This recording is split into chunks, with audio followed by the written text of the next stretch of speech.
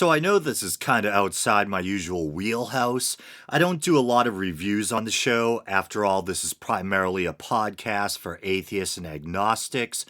But like a lot of people, I was really affected by the season 7 premiere of The Walking Dead. And it is Halloween season, and you guys know how I like doing special Halloween episodes. So why not? Why not? Let's do it. So I've been a fan of The Walking Dead since it first premiered back in 2010, and I can't believe it's already been on for 6 or 7 years. When I think about it that way, that they're already on the seventh season, I get that depressed feeling that seems inherent to suddenly realizing just how much time has gotten by you. Another 7 years of my mortal existence irrevocably gone. I didn't intend to start off on such a depressing note, so onward.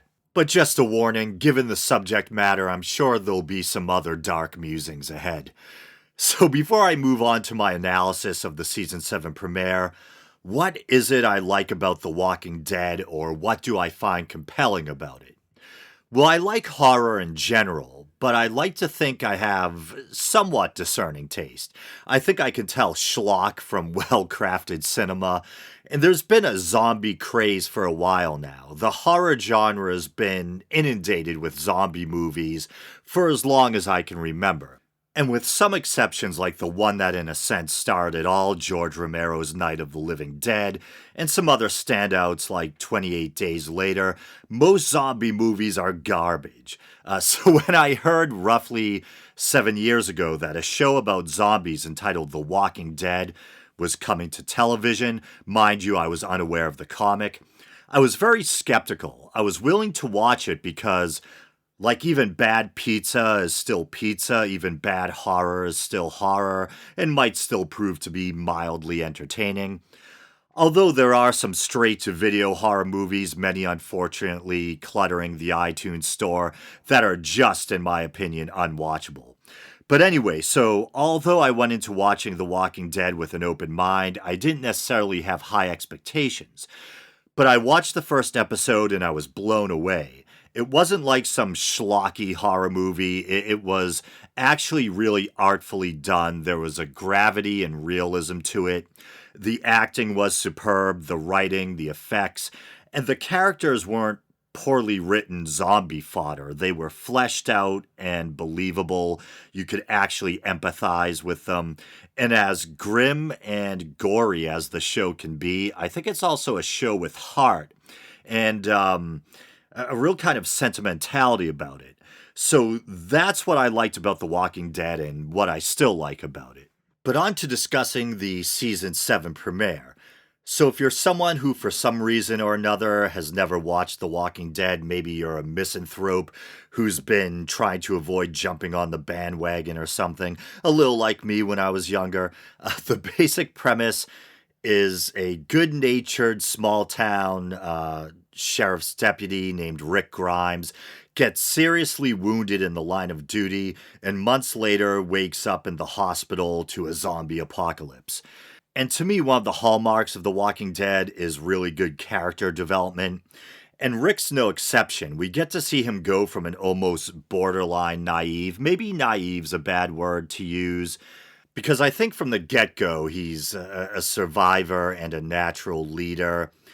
But we get to see him kind of find his bearings, and we see him go from a confused and weakened figure in a hospital bed to the leader of this group of survivors.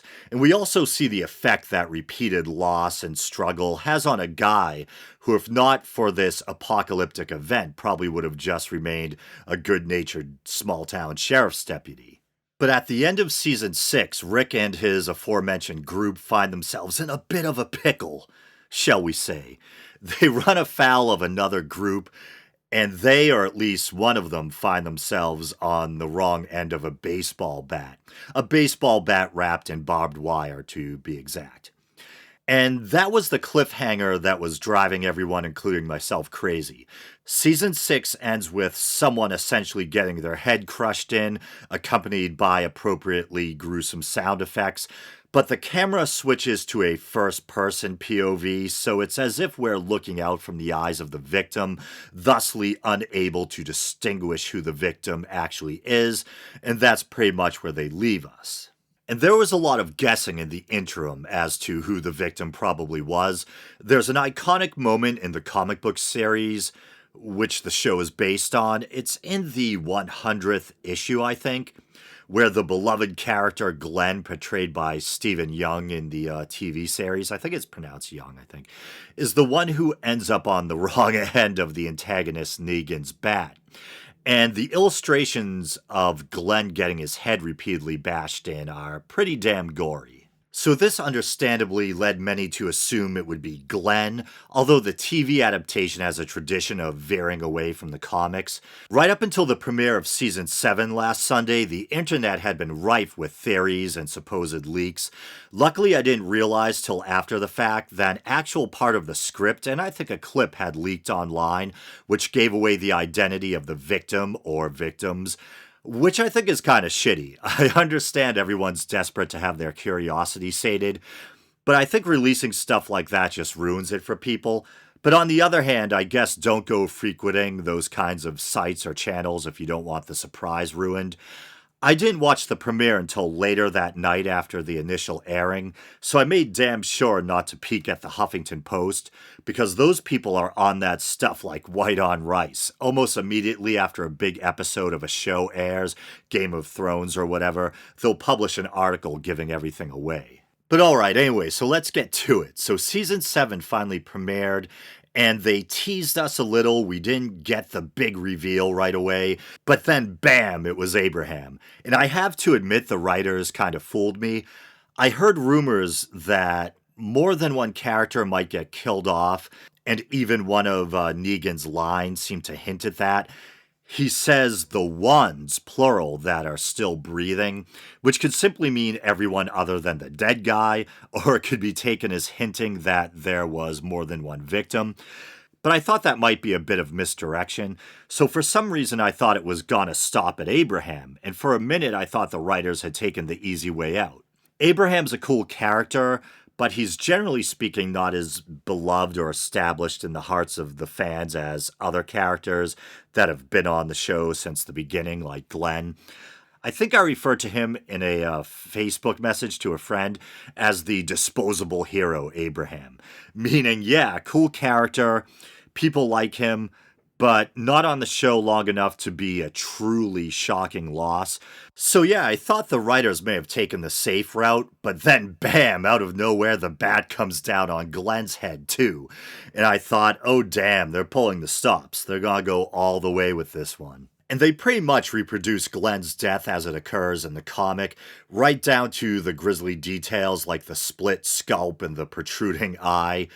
And it doesn't stop there. Both Abraham and Glenn basically have their heads completely crushed in. Looks like smashed pumpkins mixed with meat sauce.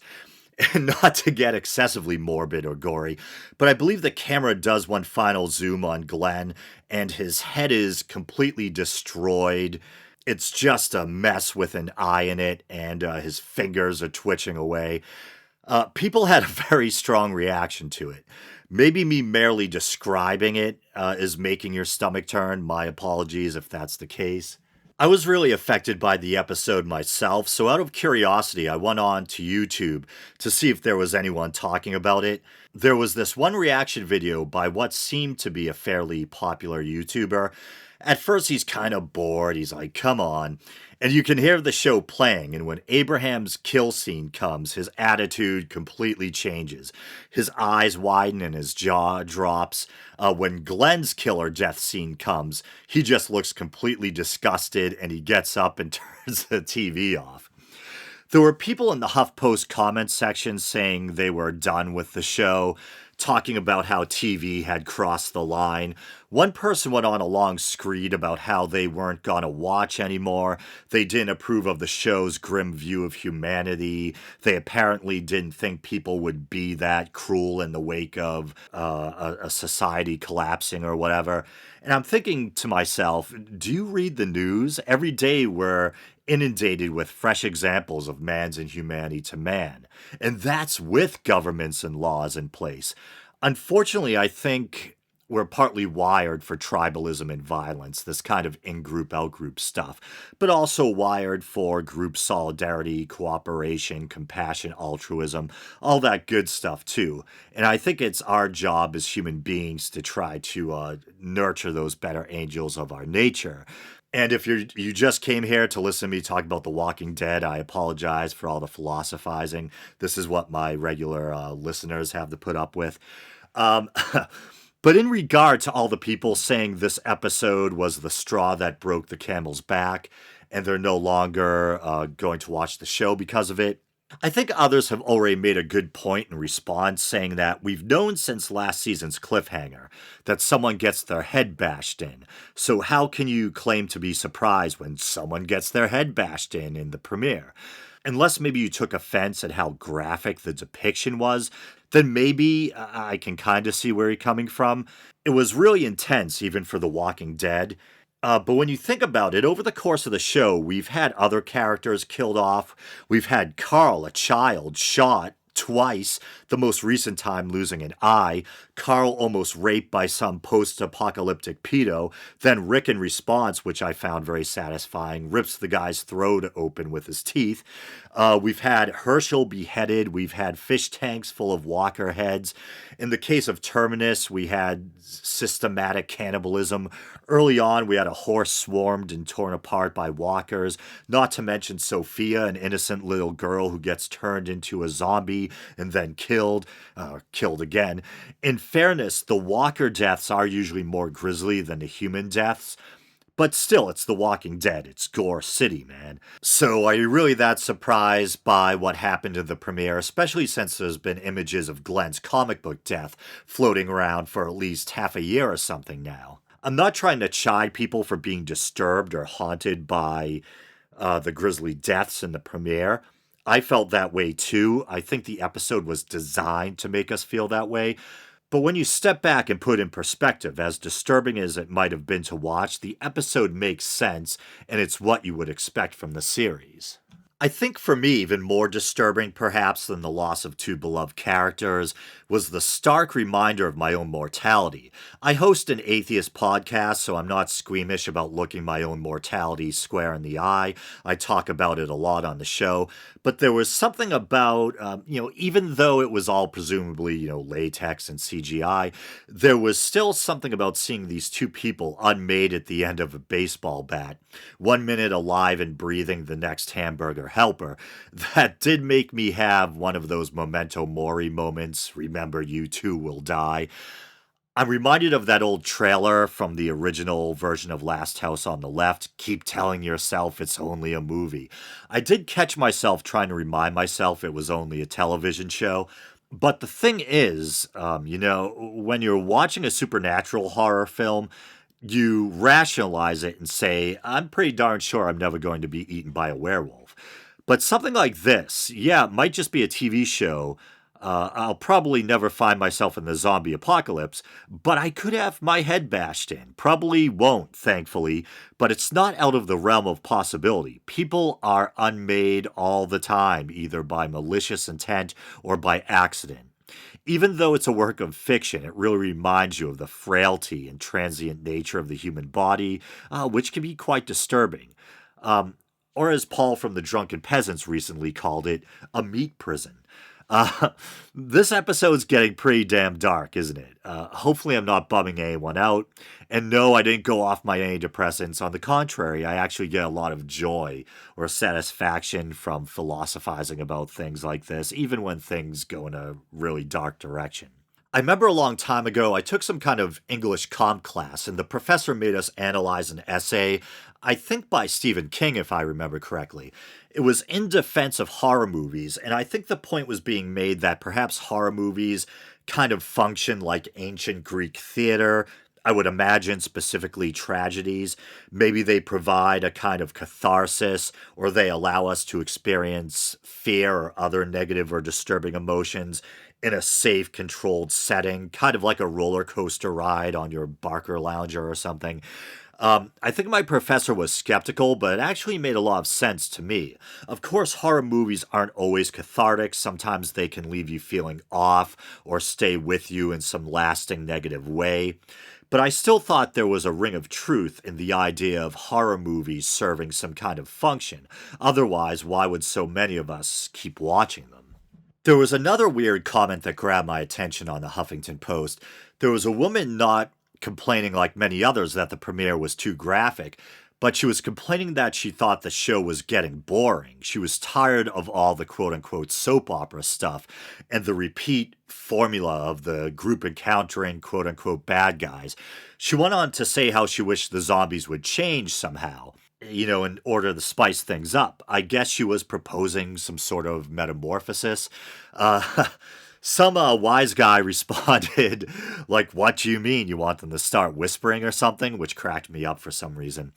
But something about her point of view disturbed me in some small way, that somehow the drama didn't resonate with her, and she was just there for the shuffling extras, I guess. I don't know. I mean, I get it in a way. I like the excitement of seeing zombies or monsters on the screen, and in comparison, the idea of just watching some boring human drama seems rather mundane. But I'm not sure. Maybe this will sound incredibly biased, but how can someone feel that way about The Walking Dead? The writing and the acting is so damn good. How can you not find the drama or quote unquote soap opera stuff compelling? I remember when I was growing up, my mother used to watch Days of Our Lives. I don't ever recall any beheadings or skull bashing. Remember that time Bo Brady ripped out a pedophile's throat with his teeth? Yeah, me neither. But it occurred to me a long time ago that, in my opinion at least, the zombie apocalypse is really just kind of the backdrop. And I think it's probably occurred to many of us that the real danger isn't the walkers, it's tragically other people. In comparison, the walkers are almost like dumb animals. Not that I think animals are dumb, but you know what I mean. They're these creatures of blind instinct. Whereas it's your fellow human beings who are capable of acts of true cruelty, sadism, and betrayal. To me, The Walking Dead has always been about people and how the best and worst of human nature might manifest in the wake of some societal collapse or catastrophic or apocalyptic event. And for me, the walkers, who literally are often in the background, are kind of tragic, haunting reminders of our own mortality, etc. Not to downplay the role of the zombies or walkers too much, because the effects are great. The Walking Dead features what are, to me, the best zombie effects ever. And on the surface, at least, all highfalutin philosophizing and navel gazing aside, it is a story about the or a zombie apocalypse. And I'm not gonna lie, as a horror fan, I was drawn in by the promise of zombies. Came for the zombies, stayed for the storytelling and character development. And there was something I thought was really thought provoking. I think it was Robert Kirkman, but don't hold me to it. But it makes sense being that he's the mastermind behind The Walking Dead.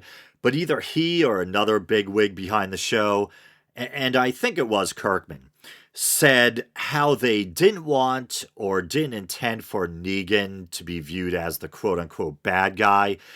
He intended for it to be viewed more as a clash of groups whose roles could have been interchangeable in a way.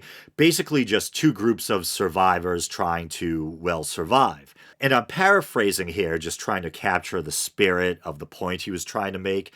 And given the actions of Rick and the gang that led to their predicament with Negan, I can kind of see that. I think the writers had Rick and his group kind of overstep a moral boundary they had never really crossed before.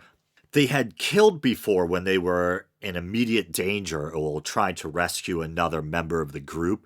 But in season 6, we saw the group take preemptive action. The Saviors had yet to really mess with Rick and his group, but nevertheless, they went from being a fairly noble little band of survivors to hiring themselves out as mercenaries and attacking the Saviors' compound, killing people in their sleep. Remember, there was that poignant scene where Glenn and one of the newer members from Alexandria sneak into a room in the compound and kind of tearfully plunge knives into the throats, I think, of these sleeping men. And Glenn sees on the wall what looks like Polaroids of bodies that have had their heads bashed in, presumably victims of Negan's Bat Lucille. And I think that resonated with those of us who were aware of how Glenn dies in the comics. So in a way, I think by having Rick and the group cede the moral high ground, they were in a way almost brought down to the Saviors' level. But to play devil's advocate, the Saviors were extorting the Hilltop community. They obviously appeared to be some kind of ruthless group of thugs or marauders. And you could argue that Rick's argument that it was only a matter of time before the Saviors came after them, so they should make a preemptive strike, had some credence, although Rick did seem kind of overly gung-ho.